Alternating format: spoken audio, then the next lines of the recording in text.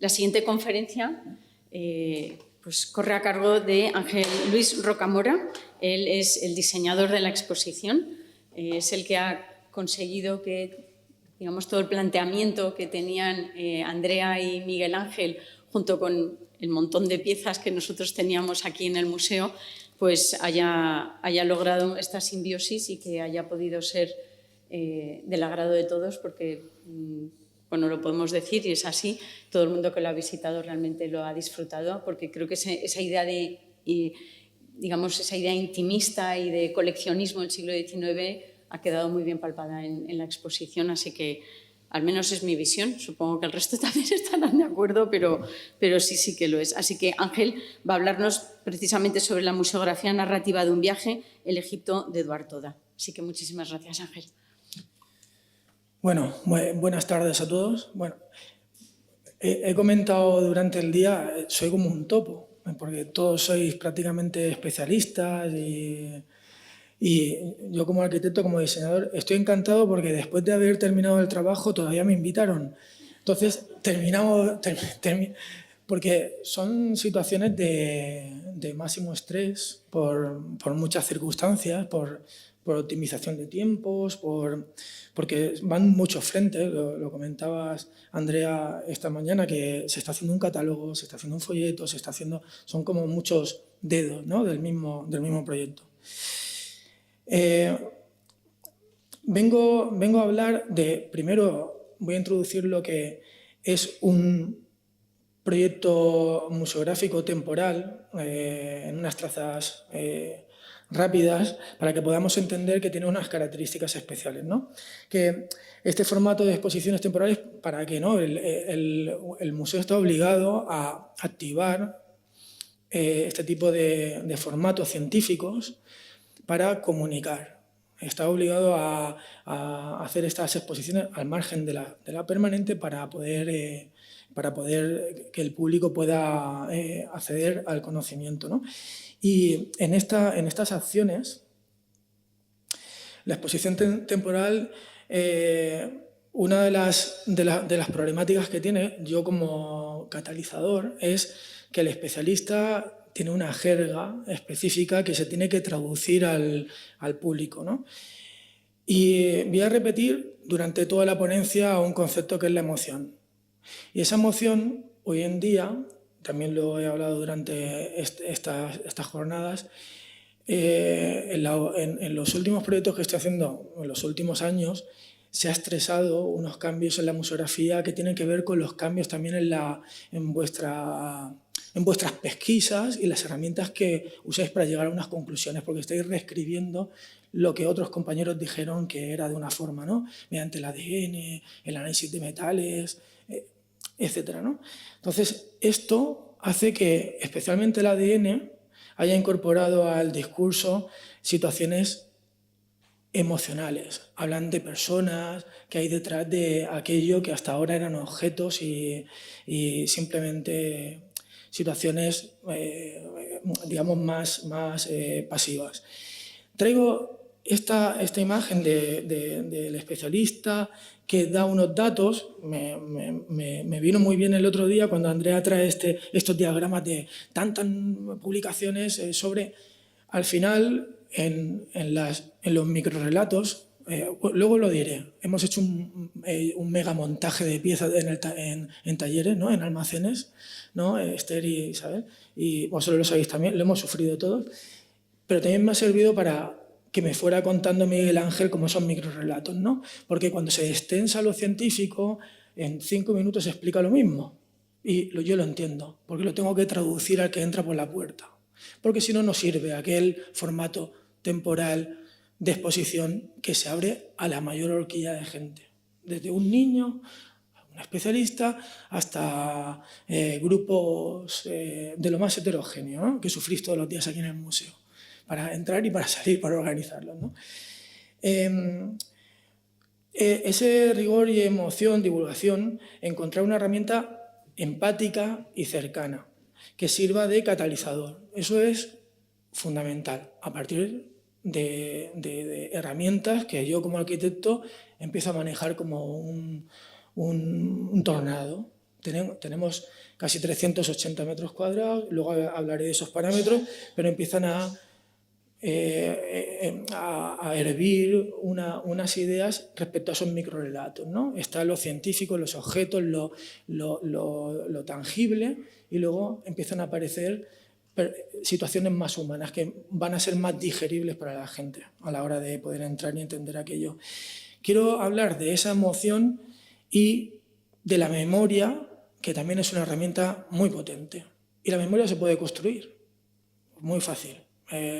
Es espectacular que tú construyes una cosa y mañana lo vas a derribar y dices, no, esto es del pueblo, ¿no? Y esto ocurre con situaciones que puedes construir en las exposiciones para que se hagan una muesca y se queden para el resto, que llamen la atención para que el conocimiento como docentes, que hay mucha gente aquí que sois docentes, tenéis que encontrar cómo hacer esa muesca en el conocimiento que dejáis como torrente en clase todos los días, ¿no? Entre que se duermen y que de repente se despiertan con algo que lo hace memorable, marca la memoria y lo hace inolvidable, ¿no? Y estas herramientas de arquitectura, que ahora explicaré, aparecen en la exposición. ¿Qué formato científico es este? Pues la teoría, pues una narrativa construida de una narrativa científica, con una situación de objetos, pues el arte, arqueología, etnografía. La técnica, pues aparece luz, espacio, objeto, guión. Yo hablaría aquí de banda sonora de nuestra vida. Todo el mundo va en el coche y, bueno, cuando te pillas sensible hasta se te caen las lágrimas, ¿no? Como den la canción que te gusta, eso ocurre en las exposiciones. Porque ahí, yo recuerdo cuando viste el audiovisual de Jessica el primer día, estáis tan agotados y cansados que os emocionó. Es decir, joder, resume todo aquello que... Y era como la intro que decíamos para entender lo que ibas a ver en la exposición. Esa es la banda sonora que narraba aquello que vosotros queréis contar. Olores. Estás en un sitio y de repente una comida que te recuerda a un plato que hacía tu madre. Y eso lo puedes traer a una exposición. O entrar en una cueva, que se te abren las fosas nasales y te retrotrae algo que tenemos en el ADN marcado, ¿no? Como el fuego, como... ¿no? Son herramientas que usamos para construir situaciones sincréticas, que no le vas poniendo cartelas todo el rato para poderla explicar, y que activan a los objetos. Y eso es un regalo manejándolo como arquitectura. Y la realidad, pues la realidad es otra, ¿no? Presupuesto, los tiempos, metros cuadrados, logística.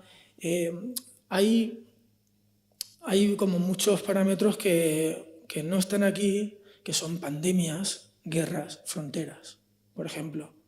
Recuerdo una exposición que entró Hungría porque encontramos unos conitos que van a venir aquí en breve al MAN, y un compañero en Hungría, porque cayó el telón de acero, pudo exponer y de repente la arqueología cambia. Y todo esto, y por ejemplo, una pandemia que de repente hace que todos usemos el teléfono con agilidad y que nos hayamos puesto las pilas, ¿no? Y que nos pongan las cartas en un restaurante, no te moleste que te pongan una carta en un QR y lo puedas empezar a usar con agilidad también en un museo. Que no nos dé vergüenza por hacer un zoom, aunque estés ahí al lado, en la otra manzana, porque antes era una falta de respeto y ahora es una agilidad porque porque eso nos lo regaló la pandemia, ¿no? Y todo esto en la exposición tiene cabida, porque usamos esas herramientas de una forma diferente. El visitante busca emoción, conexión, esto es... El visitante cambia todos los días la percepción y el tipo de visitante, porque es un visitante formado y tiene unas características diferentes, pero es que estamos aquí en lo que estáis viendo, tiene emoción, conexión, aprendizaje, intuición, un grupo en familia, pero luego la tecnología es la que le gusta a mis nenes. Yo voy conduciendo y ellos van escuchando algún programa de esto y hace falta ese sonido loco, o las gafas 3D, o la tecnología. Por cierto, va a haber un cataclismo, estamos todos frenéticos con la tecnología, aplicando tecnología, Y es como las teles, se van a fundir dentro de 2 años quien la está poniendo ahora. Quien no se le funde antes, va a ser un fracaso total.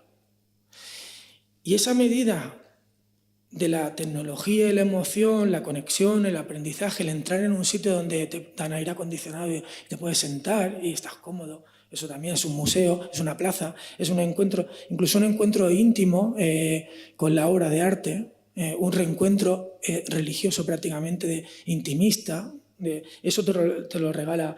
Esos son los clientes que entran por todos los días, ¿no? Entonces es un ecualizador así de ancho.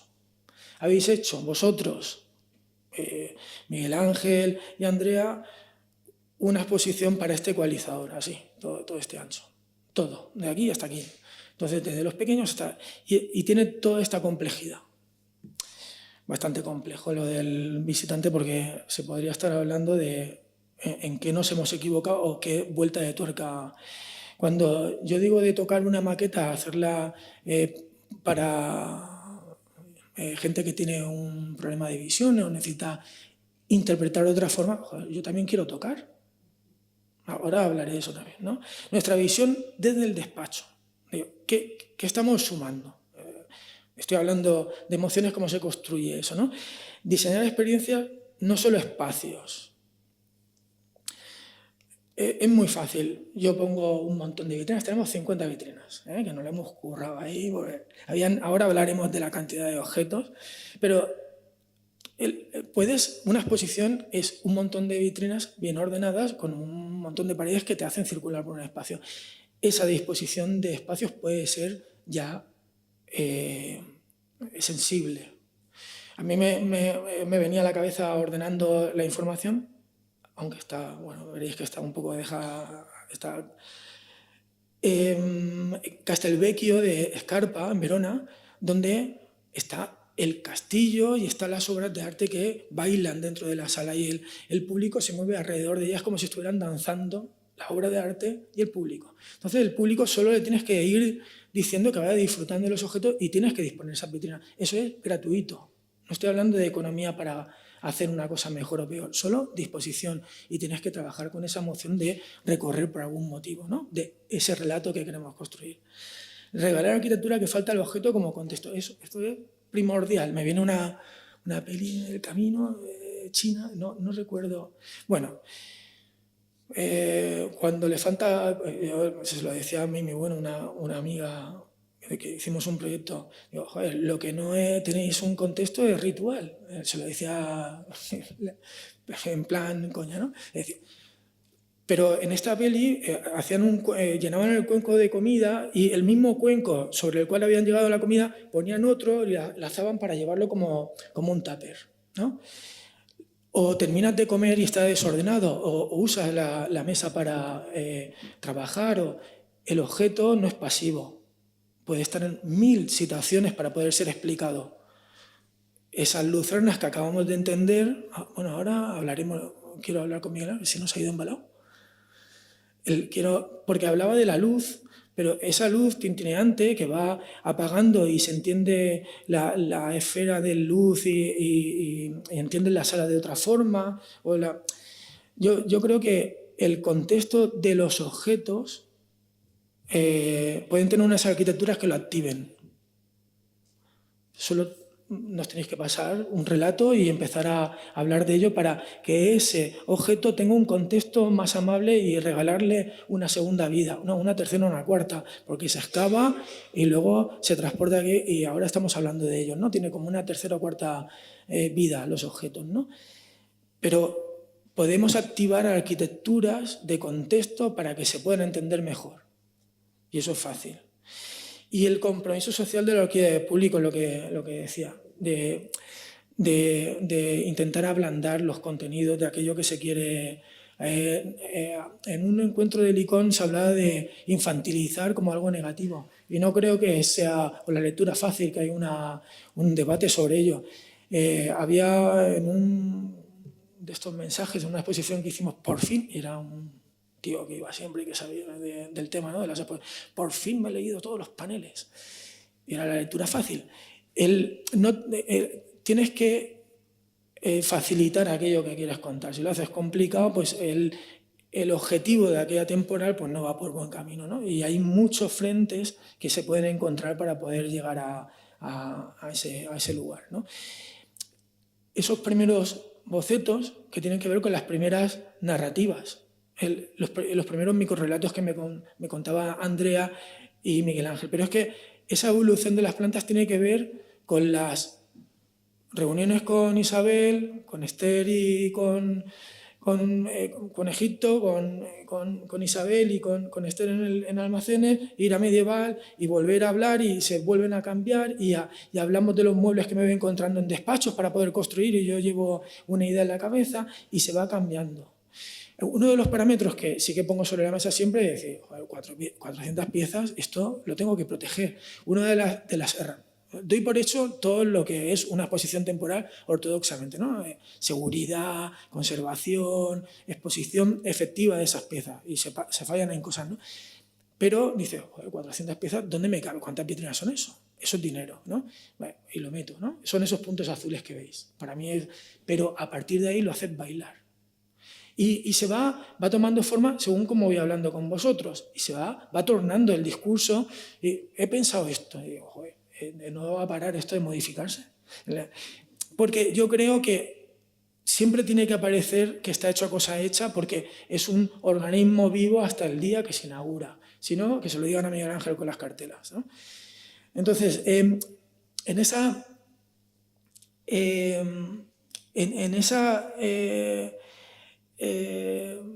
manejo de situaciones ortodoxos, llegamos a unos recursos que tienen una plasticidad, ¿no? Que es la museografía habitable y perceptiva. Parece como muy...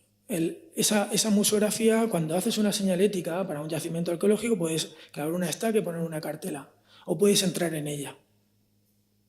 Y es fácil. Y lo puedes plantear para poder dirigir la mirada, pisar un suelo, tocar y poderte apoyar y mirar. Inmersión y emoción sin depender de tecnología. No hace falta la tecnología. La tecnología en la justa medida. Creo que hay que traer una tecnología inteligente, que no es la IA, que sí que la hemos usado, no es ChatGPT. No es todo lo que nos facilita ahora No, es una tecnología medida para aquello que queremos contar para que pueda ser útil en esa justa medida. La tecnología no es una museografía activa y que nos va a solucionar todas aquellas excitaciones que queremos comunicar en la exposición, y creo que la justa medida sí que es un material constructivo. Gráficas audiovisuales como material constructivo. Las audiovisuales son una pared. Y la gráfica... que aquí yo creo que 2 días después habréis visitado casi todos o todos la exposición, esas gráficas textiles son este dispositivo que emite luz.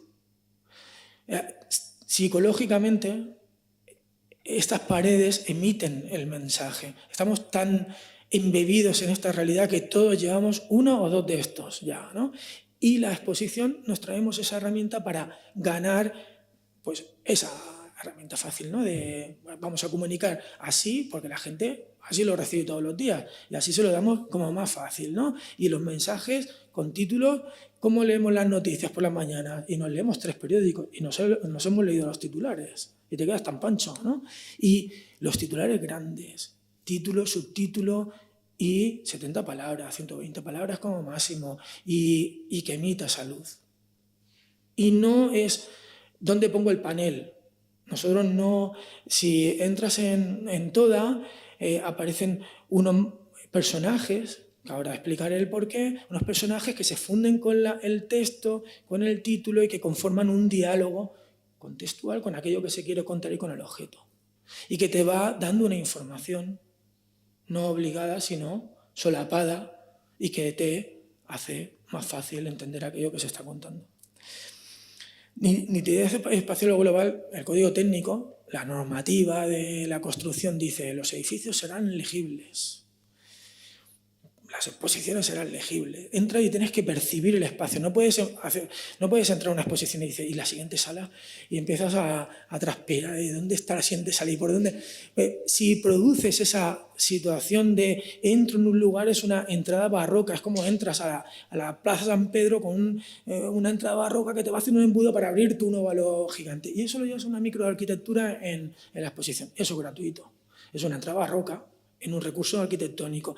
Y esa nitidez espacial global la puedes hacer como una situación que se va convulsionando y que te va guiando por la exposición de una forma amable.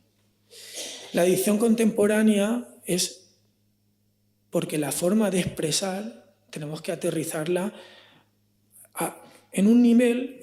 Estamos hablando de un formato fácil para jugar con todo esto. Y jugamos y probamos. Nos equivocamos y volvemos a probar porque la exposición temporal se desmonta. Y creo que la permanente siempre tiene una dificultad muy heavy, y luego hablaréis vosotros de eso, ¿no?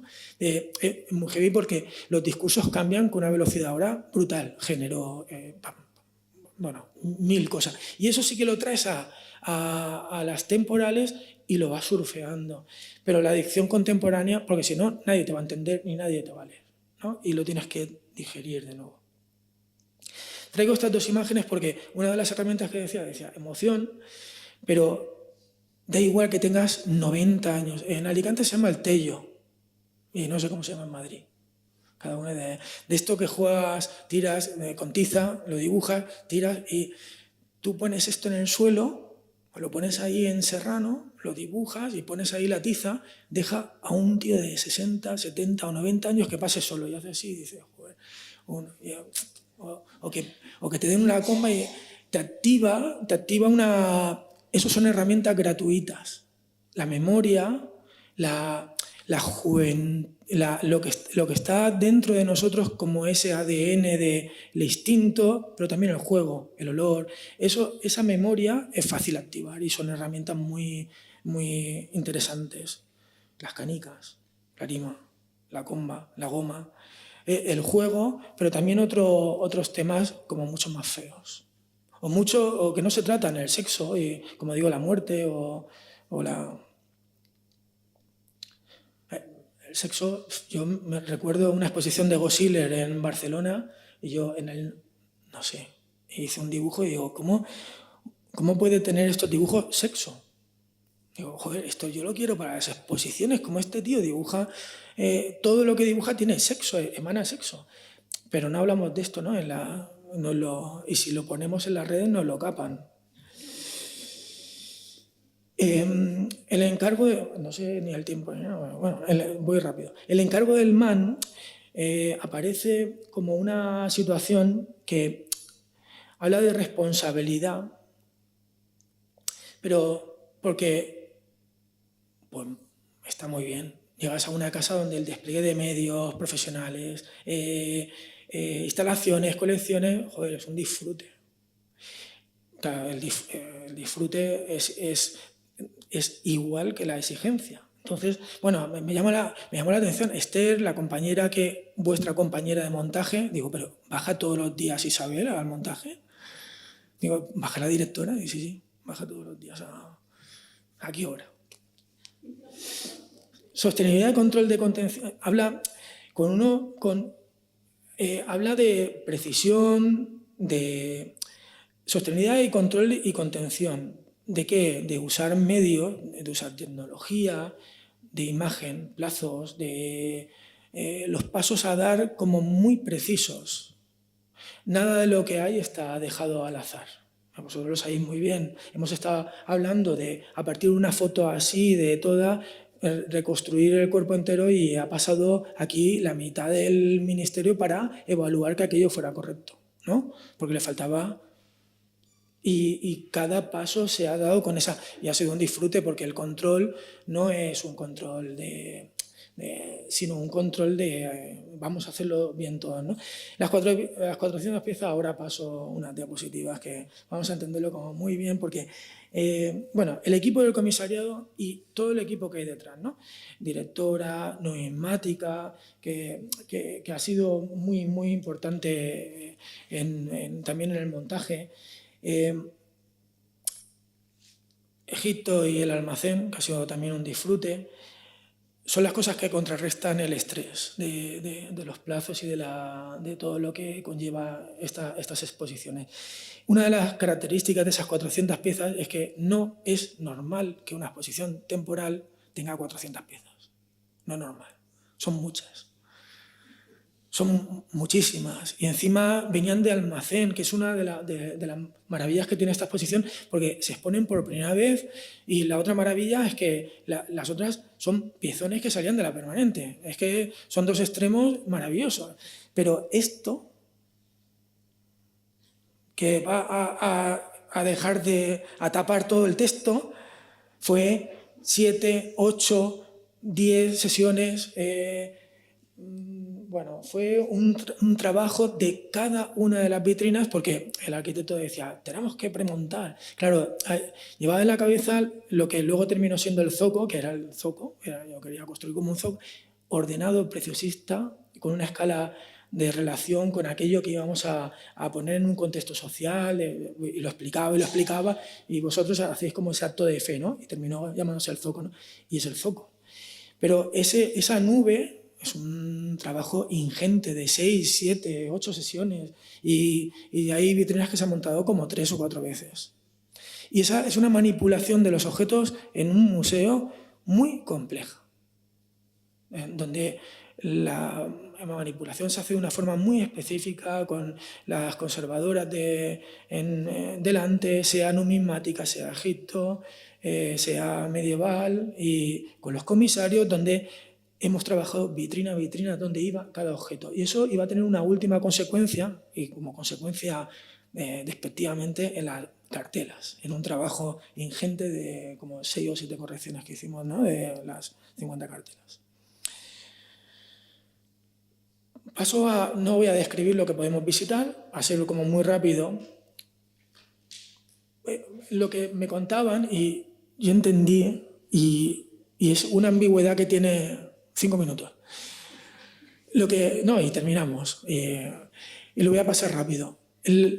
Yo creo que lo interesante del encuentro que habéis hecho es que estamos hablando, yo desde fuera, no soy especialista, no soy arqueólogo, es un personaje que nos hace un retrato de una sociedad que encima tenemos la suerte de que la retrató.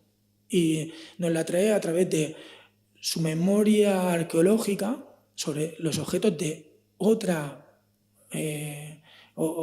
otras culturas y lo que había allí en aquel momento. Y eso es lo que hemos traído, ¿no? en los diferentes espacios. A través de la IA, lo que hemos traído es una pena. Las fotos pequeñas, se lo decía a Miguel Ángel entró un día y dice, ¿pero esa foto qué es? Y aparecía un chico con los pies metidos en el agua, ¿no? Por los tobillos. ¿Esa foto qué es? Y hizo así.